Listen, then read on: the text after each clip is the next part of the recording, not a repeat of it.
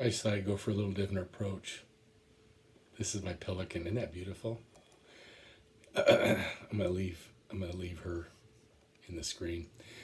Well, so let me talk a little bit about the Upanishads and the readings that you've already commented on with your notes or markings up of the text. Right off the bat in the introductory material, we read that over 100 works are given the name of Upanishad, but only about 13 of them can be dated with assurance as belonging to the Vedic age. So, and the Vedic age would be roughly 1,500 to 500, so roughly a millennium, years before the time of Jesus, so before the Common Era, 1500 to 500. Any others, rest assured, were written subsequent. So the point being that scholarship doesn't know maybe when some of these were actually written, but they're only sure of about a little over 10% that they were actually written during that period. But that's not germane to our need to understand this material, I don't think. I will say this: the first reading is entitled "The New Meaning of Sacrifice," and in terms of the short reading you get there about the sacrifice of a horse, really it's quite similar to what we already read in the Vedic rendition of the sacrifice of Purusha, the primal man. So we've already talked about that. I would say this: I don't think this really comes up in any of the things that you read from this particular reading. If I were to try to sum up how the Upanishads understand Vedic sacrifice and thus how they present themselves to be Vedanta, that is, the actual or true meaning or purpose or goal of the sacrificial rites, it would be something like this: that it has to do with the great effort to sacrifice one's empirical ego, my sense of being a separate self, this human being, Michael Lodahl, with my own history and, connections, family, job, all that. It would be sacrificing all of that. You might want to say on the altar of Atman. So it's the sacrifice of the empirical ego, and the term for that is jiva, J-I-V-A, for the sake of the search for and the hoped for realization of true reality, or Atman, which is undifferentiated spirit. No longer me as this self or ego apart from other people or creatures or objects, but rather an experience, not simply a teaching, but somehow, which also gets tricky since usually when we think about experience, it requires an experiencer and that which is experienced, which is duality. But this is held out as a direct intuition / awareness experience of ultimate oneness. So you, on page 52, really interesting excerpt that I'd never read before. I've had this little paperback on my shelf for a few years now, but and I've read different anthologies and different selections of the Upanishads. I'd never read this one, and I want to point it out partly because one of the interlocutors in it is Gargi, a woman philosopher, and she's conversing with Yajnavalkya, a great sage. This is and you have to really actually look very closely to see the very subtle changes in language, in terms of what's happening in this conversation.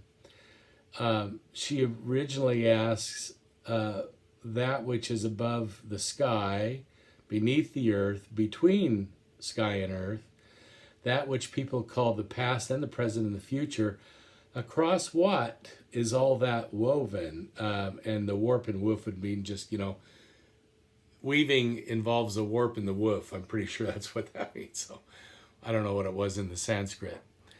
And this philosopher sage answers this wise woman, well, what it is space. Across space is all of that woven, okay? She seemed to like that, and she says, get ready for another question. Ask away.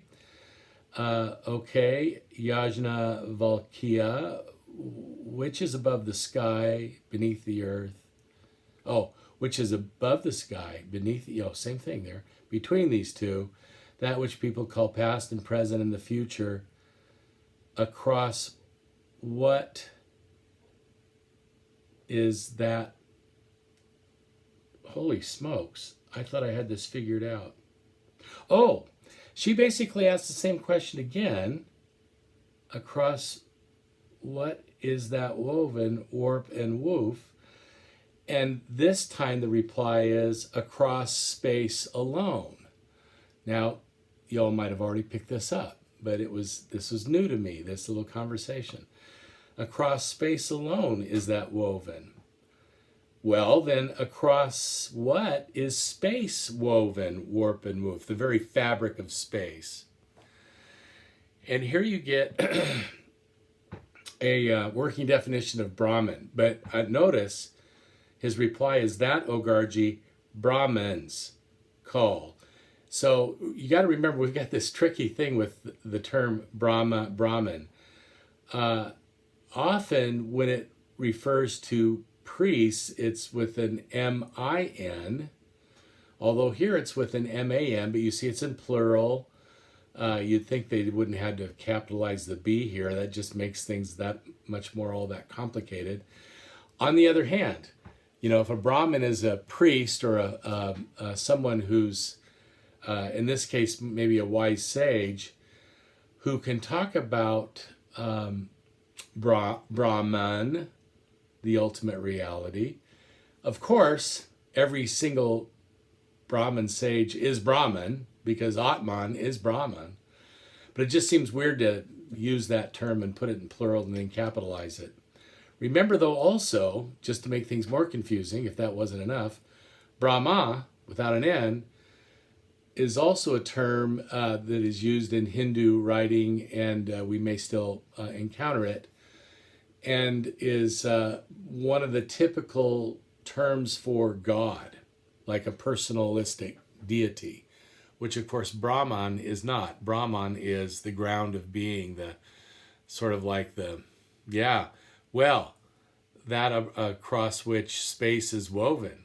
So imperishable, not coarse, not fine, not short, not long, indescribable, cannot be modified by language or really described.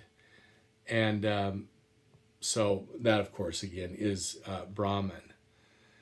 On page 54, this is interesting, though, isn't it? 54. At the command of that imperishable, the sun and the moon stood apart. Verily, O Gargi, at the command of that imperishable, the earth and the sky stand apart. So this imperishable, with a capital I, begins to sound more like a creator being here, right? At the command, if you have something that's commanding, I guarantee that typically Brahman doesn't make commands, because Brahman is all that is. There wouldn't be anything to give a command to.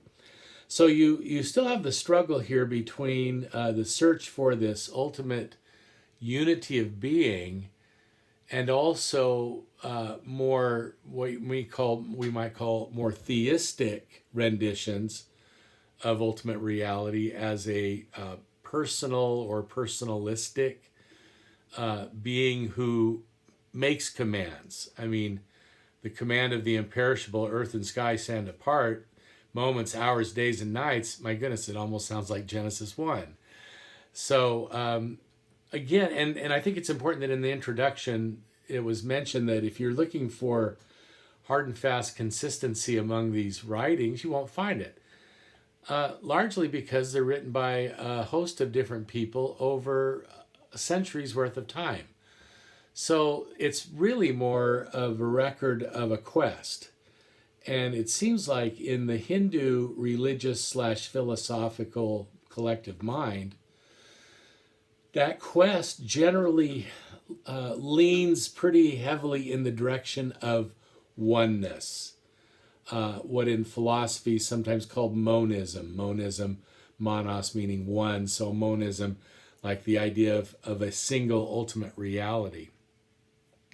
In this case, again, it's called, second to the last paragraph, that imperishable is the unseen seer, unheard hearer, unthought thinker, ununderstood understander. I like that.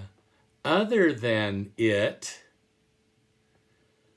now this is fascinating too, because now you get this swing back away from the kind of implied dualism of creator and created things, right? Other than it, the imperishable, there is nothing that sees. Other than it, there is nothing that hears. Other than it, there is nothing that thinks. Other than it, there is nothing that understands. Across this imperishable, O Gargi, is space woven, warp and woof. Well, all right, so you have two people talking to each other, and one is saying to the other, other than this imperishable, there's nothing that sees, hears, thinks, or understands, which would mean this includes all humans, including the two having this conversation. They themselves are not doing the thinking, the seeing, the hearing, the understanding. There is only one, this imperishable spirit that is doing all of this acting. And that's the quest of the Upanishads, to somehow uncover that reality. And in so doing, to sacrifice my sense of being the one who thinks, understands, speaks, hears, learns, all this stuff, where I feel like I'm this one doing this. It's to sacrifice that empirical ego on the altar of the imperishable, the Atman, which is Brahman. I'll stop there. Wait. Da da da da da da da da da da. That's Twilight Zone.